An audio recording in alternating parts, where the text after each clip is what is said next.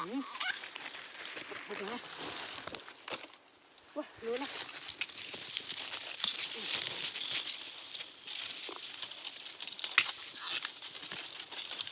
Bực này. Măng rừng chứ nha mọi người. Nhiều lắm.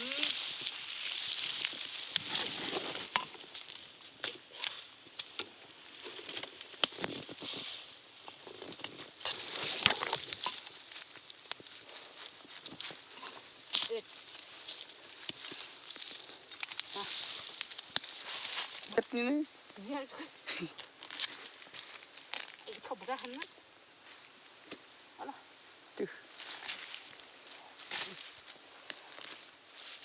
Lôi đây đấy.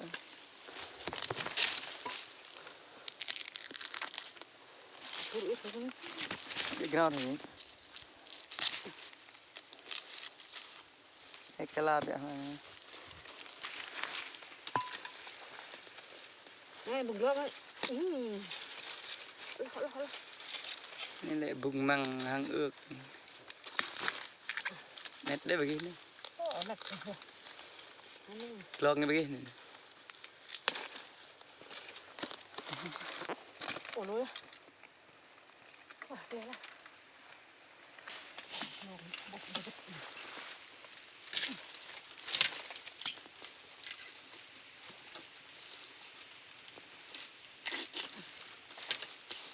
Này nó gọt.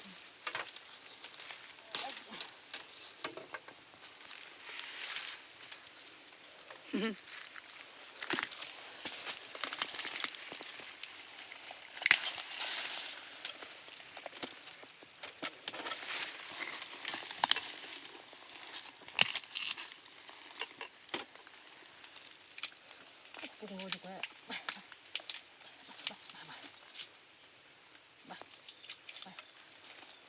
Tọ được.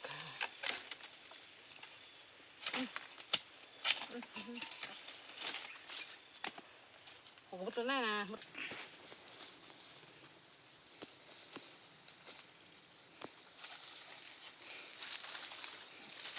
Bên kia cũng có, bên này cũng có nhiều lắm măng trong núi.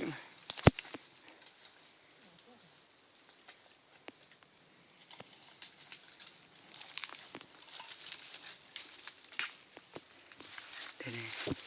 Đấy.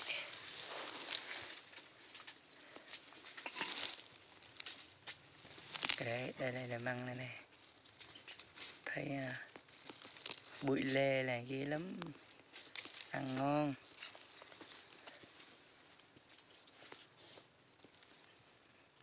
Thấy chưa? Đấy, đấy đây này. Đấy, măng đấy. 3 chùm luôn, 3 cái luôn, 4 cái luôn.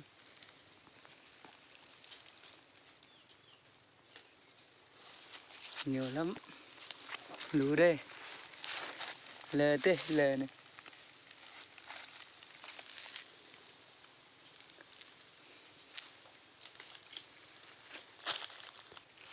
Nhiều lắm các bạn ơi. Đấy, này nè. Nhìn đã chưa? Này nè. Đây nè. Đây. Đúng chưa? Nhìn tuyệt lắm nè.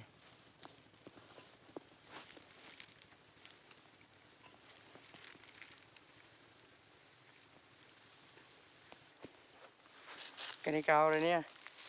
Nó mọc lên cao rồi đấy. Đấy. Này, nhìn nè. Các bạn nhìn chưa? Thấy chưa?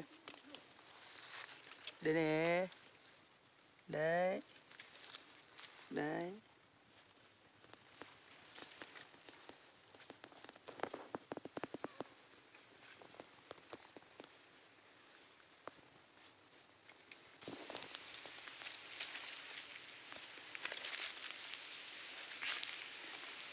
Bụi lên nơi đây là nhiều măng lắm nè. Đấy măng nè. Nhìn như các bạn. Thơm lắm. Bụi lê ghê. Cái gì? Trời ơi. Nhiều lắm. Bùng lên nữa nổ bỏ lô lên nổ. Ôi trời.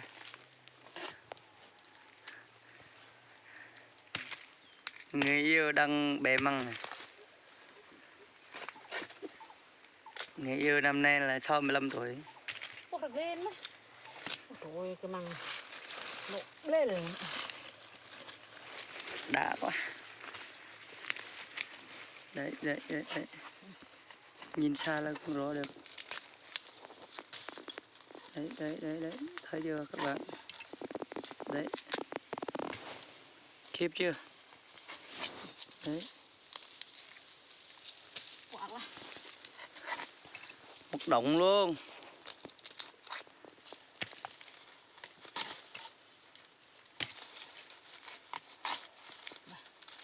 Ra trời nhỉ?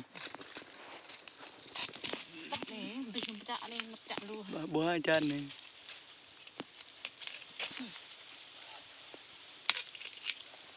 Quả quá. Chua rồi. Ạc. Trời. Ạc lắm này. Khá không luôn mà. Nó ở dưới crom nữa. Ở dưới cục rôm. Này nào ở dưới crom này. Ở dưới crom. Ồ trời ơi. Thế không thấy này, nước này. Đây. Ở dưới crom này. Kìa chưa? À, măng ghê. Đấy. Cao quá mà. Lên núi Tư Đôn này mà có ở đây nha, măng nha, ở đây không có đâu nha. Ai qua núi Tư Đôn thì có măng á, ai không qua không có đâu. Rõ ràng luôn á. Trời ơi. Vùng ra khung mà. Thôi, để ra đi sao đây. Vậy thì không kịp. Không kịp mà lấy. Mình Trời ơi, mà chó thôi. lơ đi lần